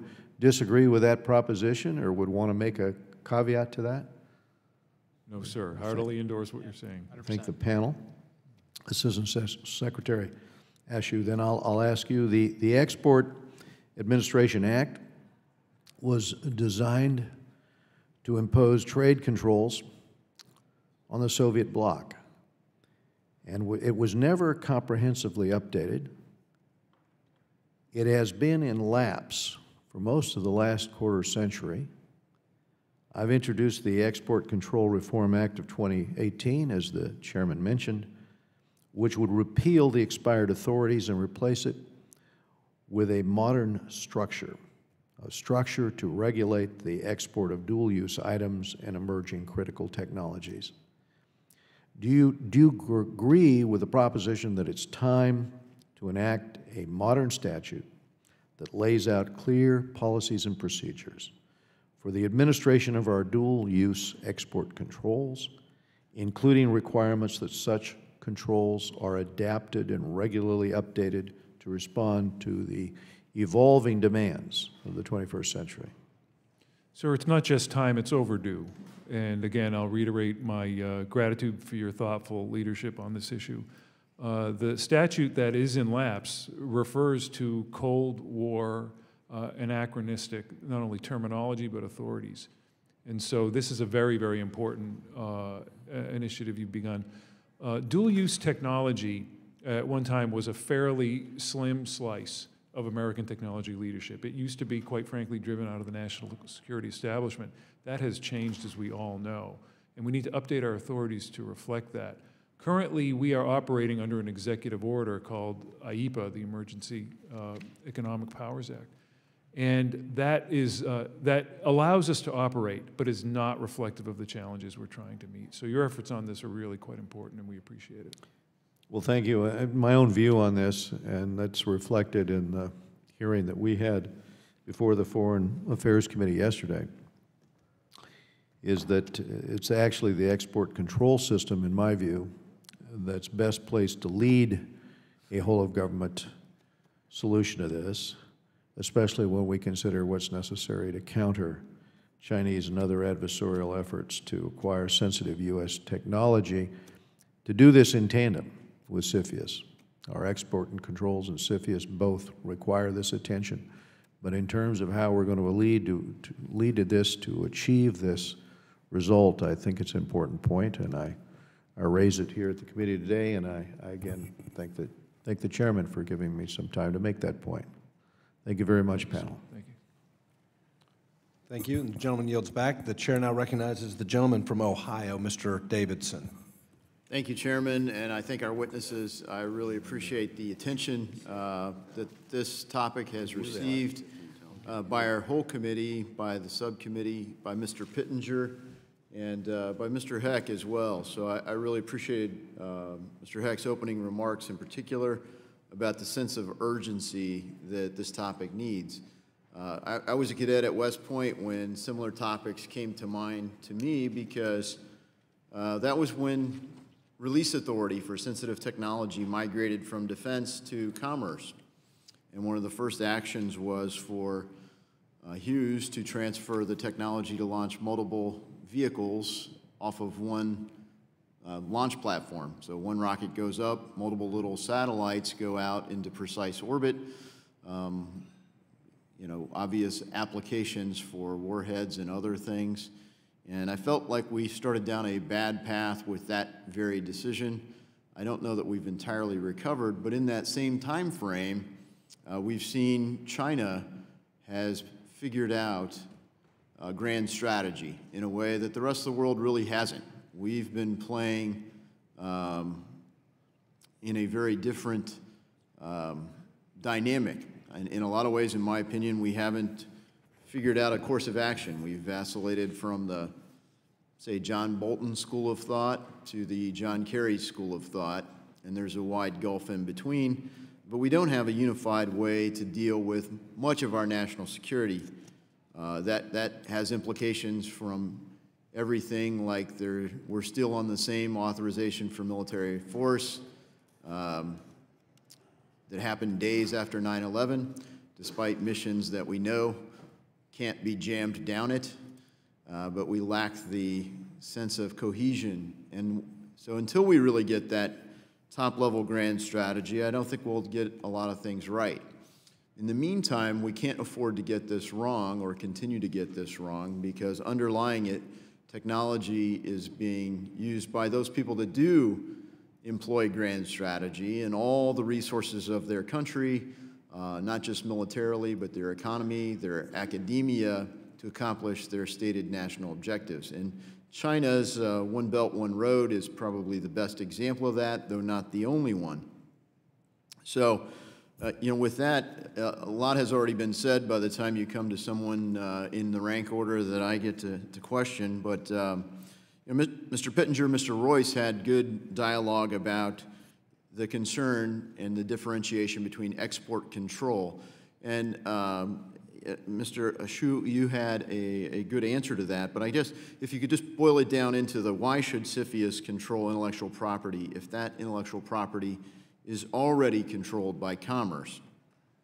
Well, intellectual property is actually a broader term than just the technology transfers that export control worries about. So that's a much larger category. But again, I go back and it's less about the subject matter of the technology and more about the method that we're talking about.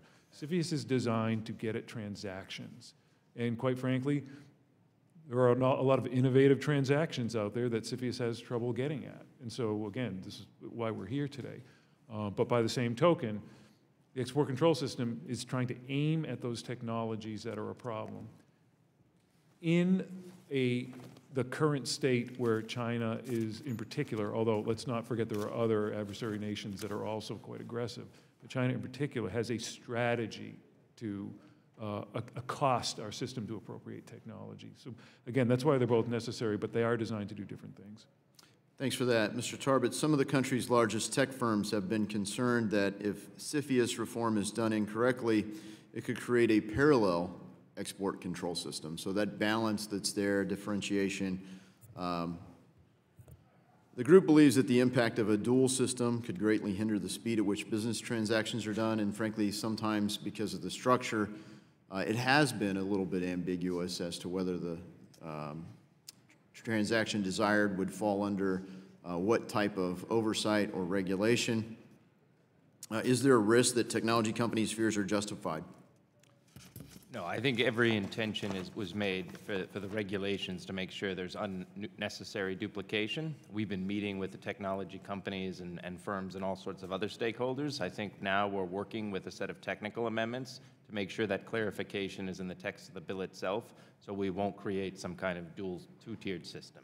Thanks. I think there's a lot of attention been given to that, and as my time wraps up, I do want to echo Mr. Hill's concerns about the designation of private equity as a suspect way to transfer technology. I hope we can keep the vibrant economy we have and protect the vital technology that we need to. With that, Chairman, I yield. Thank you, gentleman. Yields. Now the chair recognizes the gentleman from Indiana, Mr. Hollingsworth.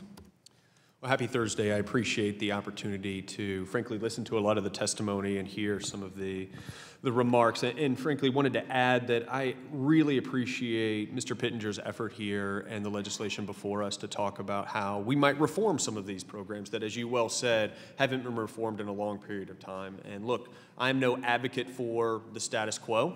I think with the emergence of new threats, the emergence of new opportunities, we need to make sure that we are keeping up with the times. But I admittedly do have a lot of concern about the potential unintended effects of creating a larger structure here. And I think one thing that this town does very poorly is we see a problem, and there may be an existing solution to that problem that we could revise and fix, but instead we layer a whole new superstructure on top of it to layer over the problem. And then we get into more and more duplicative work, more and more duplicative regulations that end up having a chilling effect on American competitiveness around the world. And I certainly don't believe that we need to put American national security in the backseat, but I don't believe that we should put American firms at a competitive disadvantage around the world. And so there's so many great things about this legislation. The concern that I continue to have and wanted to really talk through today with you guys was really about this outbound portion, right? Making sure that U.S. firms are still able to work abroad. And what I want to be careful of is the insinuation that certain companies or certain firms are engaged in inherently un-American activities, right? Inherently handing away their prized possession, the intellectual property that they've spent decades and billions of dollars developing in some sort of willy-nilly approach, right? Instead of a thoughtful, dutiful approach. And so taking that as a given, taking it as a given that we want to reform the status quo, I guess I want to better understand what the unintended consequences could be to American firms and the American economic competitiveness around the world and their ability to engage with other firms and in other markets around the world what might be the unintended consequences of taking and expanding CFIUS to outbound transactions as well? Let's just think about the negative, and I'll start with Mr. Talbert. Sure. So actually, CFIUS now can cover outbound transactions. Our regulation now allows us, anytime there is a U.S. business that is being taken outside of the United States and put in a JV. This is certainly an expansion of the outbound. Yeah, I'd say what this does is it looks at a business capability, something that falls a little below what we can actually technically view as a business. I think we're very mindful of ensuring that our American businesses can compete abroad. Obviously, national security is our first priority, but I don't think it's an and or an or. I think we can get this right through technical amendments, through rolling up our sleeves, working with you and your staff to ensure we do both. Yeah.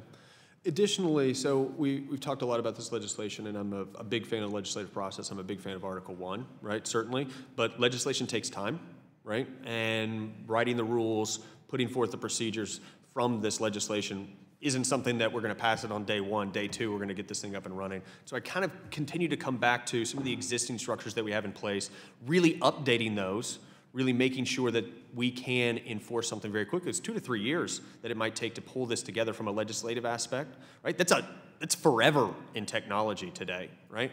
And so I wondered if Mr. Ashew might talk a little bit about what we might do in the interim that could be a better, more pointed solution at controlling some of this work that might need to be done on those emerging technologies we don't want to be transferred to other countries. Thank you, sir. Yeah, to your point, we can't afford to wait. If there are things we can do now, we need to do them now. Department of Commerce is doing that. I think we've talked a little bit about emerging technologies. That's clearly an area where we need to up our game. And so we're not waiting for legislation. And how do we up our game? I mean, is it going back to Export Control Act? I mean, is it making sure that we update these and have new technologies placed on the list instead of kind of building an expanded CFIUS? How do we do that in the interim? What's up our game? Well, we do that now, and gratefully we do it with the help of the interagency, where we're constantly reviewing our controls. That's always occurred. It's more in terms of what are the challenges we've been facing recently. And one area commonly referred to as emerging technologies. That's this class of technology that really is coming at us at a rapid pace, very broad, very deep, but it's also coming from non-traditional areas. The classic, two people in a garage come up with some idea. They know nothing about CFIUS. They know nothing about export controls. What Department of Commerce does have is an outreach capability to encourage knowledge so that they can comply with the system that we have. That we need to do better at, and are. May I just chime in? I just wanted to say, again, we are modernizing CFIUS, so we're not creating a new process, but rather we're taking something that's but it's certainly an expansion of the existing process, and it's certainly an expansion of the resources. And what I'm really worried about, right, is that in order to continue to build and maintain this competitive advantage, companies have to have the ability to work around the world to be able to garner the type of revenues needed to continue the huge amount of R&D that they have to do to compete around the world and to continue this advantage. And the more speed bumps we put in their place, the more opportunity we give other firms, other countries' firms, the opportunity to be able to develop R&D faster than us. To me, it's accelerating our own R&D, not just putting speed bumps in place around the world. We fully agree, and we don't view it as a speed bump. Okay, great. With that, I'll yield back. The gentleman yields back, and with the indulgence of the witnesses, and I see Mr. Chowning may have an interest in chiming in on that point as well. Just a few more brief questions, if we could, on related topics. Let me start again with Secretary Tarbert. I think you've made a compelling case for the need for modernization of CFIUS. Certainly, I applaud the gentleman from North Carolina and his work, and Senator Corner and Mr. Heck here for their work. The case, I think, has been made that we do need to modernize CFIUS, but what the committee continues to hear, and it kind of dovetails with what Mr. Hollingsworth was saying, that is a concern is that if FIRMA were enacted as it's presently proposed, CFIUS cases could rise to an estimated 10,000 cases in short order. And even if that expansion is only a couple thousand additional cases, that's still a massive increase. And every business that we talk to says that CFIUS resources are already constrained. And so the question is both one of caseload, the agency's capabilities to handle increased caseload that very well may be justified by national security developments. But answer that question for us, all of you, the capabilities of handling an increase in caseload, and secondly, what that means in terms of your resource needs. And as you know, the current legislation has a mechanism for a fee. There are some concerns that that fees associated with additional costs for benign transactions would create those speed bumps that Mr. Hollingsworth was talking about. Could you just respond to those concerns and how you would propose this legislation address those concerns? Sure, so I'll go first. I think, again, as I've said before, we want to narrow the scope of transactions to those that are most likely to raise national security concerns, and not look at other transactions that are not likely to raise national security concerns. The more we can put that tightening in the text of the bill itself, the easier that will be for us. It'll provide added clarity for the business community, and so that's number one. Number two, I would say, is that the fees are an important factor here. I think we want to make sure that the level of fees, if we decide to charge them, don't impact the economics of the transaction, but at the same time shift some of that burden to the people in the business that are actually doing the transaction instead of the American taxpayer. So those would be my points. And one final point to Mr. Hollingsworth's good question about, look, what are we going to do now? The Section 26 of the bill says that this doesn't go into effect until the Secretary certifies that we have the resources, the regs in place. But the other thing it does in subsection C is it allows us to conduct pilot programs. So if there's a very specific national security risk that we need to focus on, a subset of transactions, we could do that on day one, conceivably, the day the legislation's passed. Okay, thank you for your answer there. And Mr. Choning, I wanted to follow up with you, and if you wanted to react to Mr. Hollingsworth's questions, please feel free.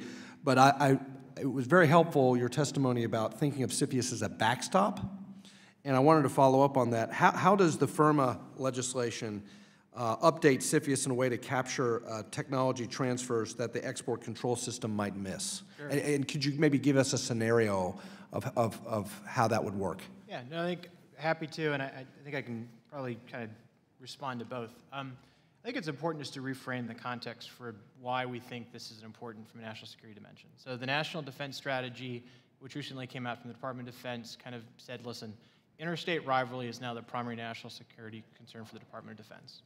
One of the competitors we're facing is the second largest economy in the world and spends about 2% of their GDP on military equipment. They have an industrial policy that is designed to extract technology from Western companies, put up walls to defend their own industry so they can get global scale and then eventually outcompete our domestic industry. And so I think it's important to, as we think about this measure, also make the point that ultimately it's about protecting U.S. industry and putting appropriate value on intellectual property so it can't be stolen through technology transfers. And that's, in the long run, good for American business. Thank you. Secretary Ashu, did you want to chime in on that? Well, I'd certainly go back to the resource question, because that's an important one. As has been said, we're already at an all-time high. From a commerce perspective, one of the ways that I think is an effective way that we approach CFIUS is that we actually have very few 100% dedicated to CFIUS employees. We leverage the Bureau's science and technology and business transaction personnel that we have now. Having said that, in the case of a large scope increase that might occur, that means it's going to put pressure on the whole organization, which does all the other things that we talked about. So we do need to be thoughtful about how we go forward. Having said that, we also think it's a really good approach to kind of leverage the organization as a whole rather than have as many dedicated. Thank you. My time has expired, and the chair will now recognize for a second line of questioning Mr. Pittenger. Thank you, Mr. Chairman. I do appreciate it. To the point of my friend Mr. Hollingsworth's inquiry,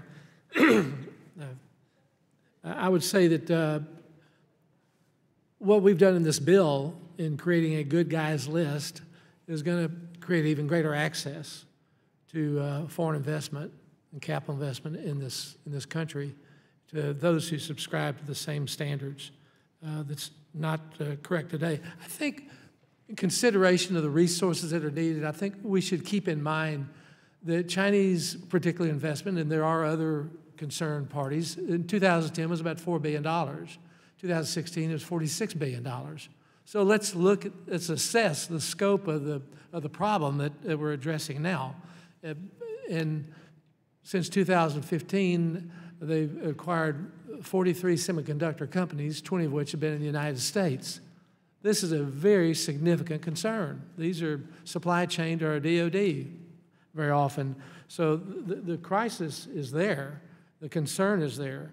And I would welcome the comments from those on our panel to, again, show the distinction between export control and CFIUS. And I mean, CFIUS is prospective. CFIUS looks and this is export control.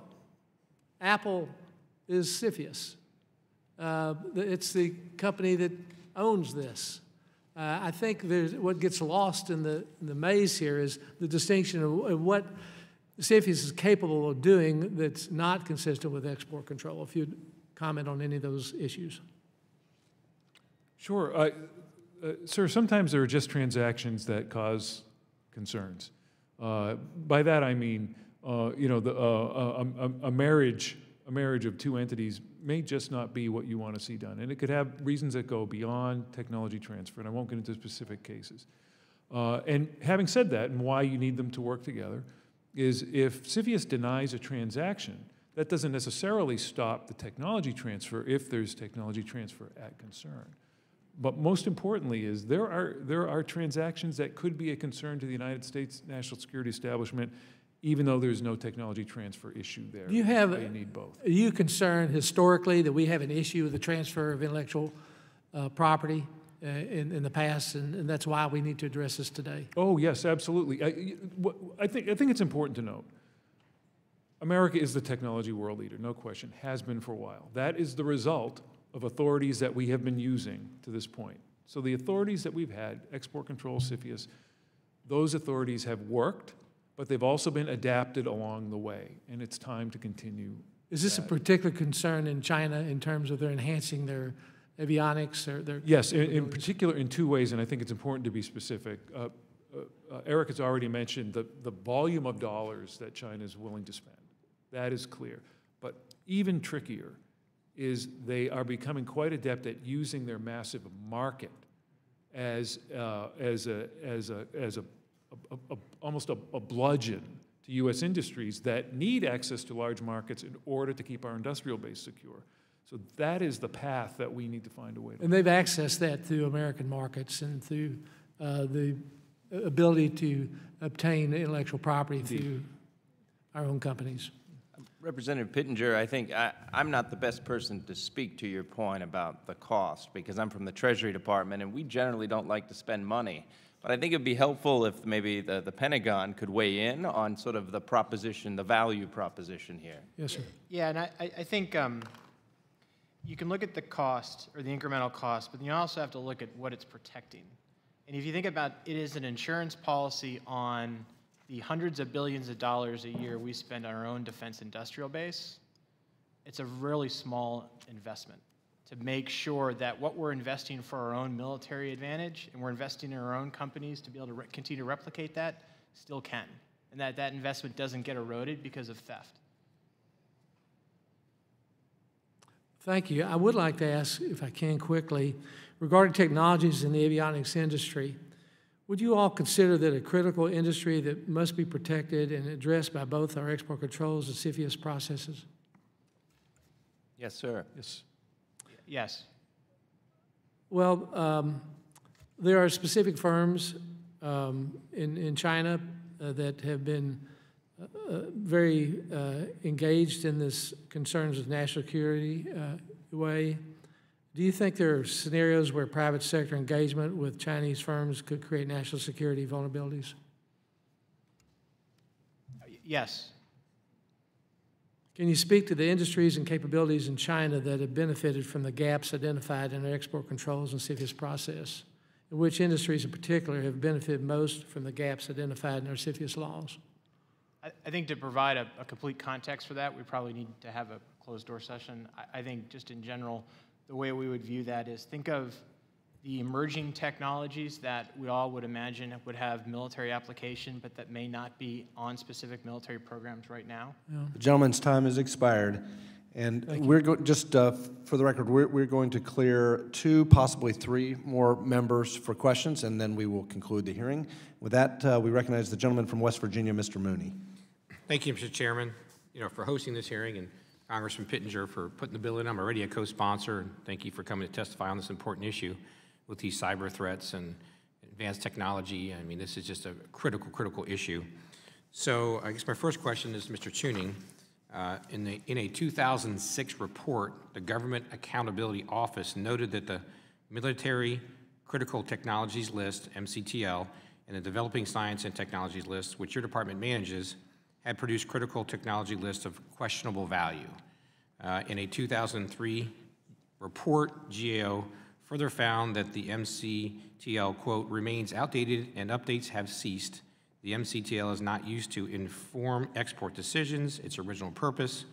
Export control officials from DOD and the Department of Commerce and State reiterated their longstanding concern that the MCTL is outdated and too broad to meet export control needs, close quotes. So, Mr. Tuning, can CFIUS agencies rely on you to promptly and effectively identify emerging technologies, given the Pentagon's own lack of confidence in the MCTL? Yeah, and just to be clear, the MCTL updates to that we've carried through on the USML and the CCL. And so while the MCTL itself we may have stopped updating, by statute we considered updates to USML and CCL as additional updates. But your point, I think, is a very accurate one, Congressman, in terms of how to think about the need for updating lists and obviously the role that that has in terms of export control versus the more holistic evaluation that a transaction would go through under FIRMA in CFIUS. And I think the tension between knowing a technology has military application ahead of time versus realizing a specific transaction is worrisome based on the threat, the vulnerability, and the consequence evaluation that's done to complete it. Okay, thank you. Sort of a separate question for whoever wants to answer. Do you believe it would benefit or harm our national security if we included some NATO allies on a CFIUS whitelist, but not other NATO allies on that whitelist?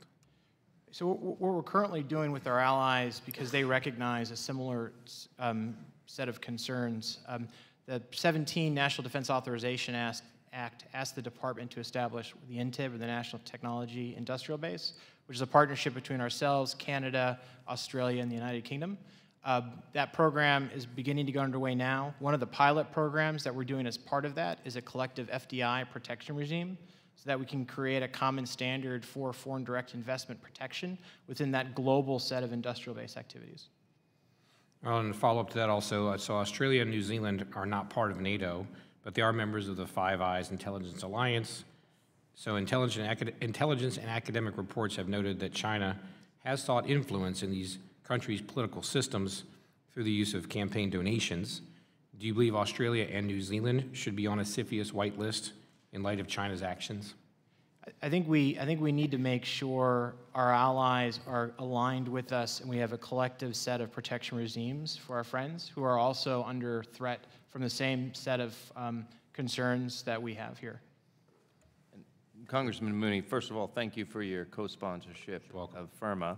And secondly, you know, the criteria for that list hasn't been established yet. It'll be established hopefully in FIRMA and then also further by regulation. But I can tell you that we are working closely with all of our allies now because they're facing similar threats to us, and they are starting to do similar processes in their legislatures and their regulatory to beef up their investment security as well. So we're having an active dialogue. Okay. Thank you, Mr. Chair. I'll yield my time back to the chair. The gentleman yields back. Chair now recognizes for a second round the gentleman from Indiana, Mr. Hollingsworth. Back again.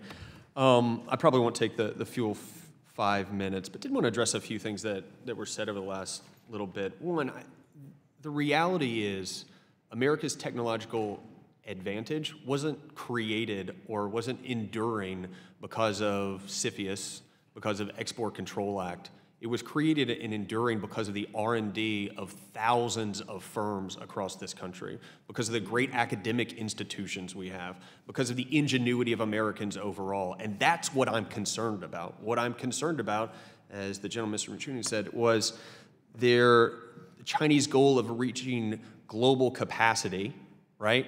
And then competing with us. Well, if we deny our firms the same capability and say, now you can't do business over there, you can't do business over here, you can't do business over there, then we deny them the ability to gain more and more resources, to do more and more R&D so that we compete with this advantage. I think the history of moats has been very poor over time.